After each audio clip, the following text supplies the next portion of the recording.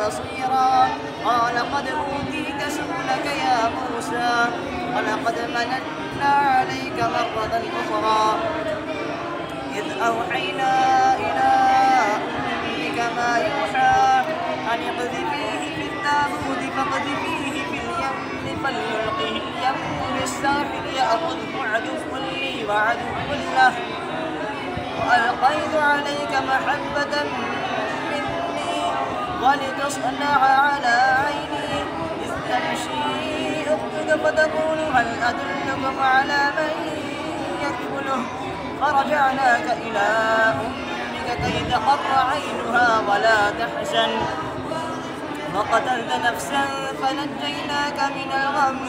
وفتناك فتونا فلبثت سنين في أهل مدين ثم جئت على قدري يا موسى واصطنعتك لنفسي اذهب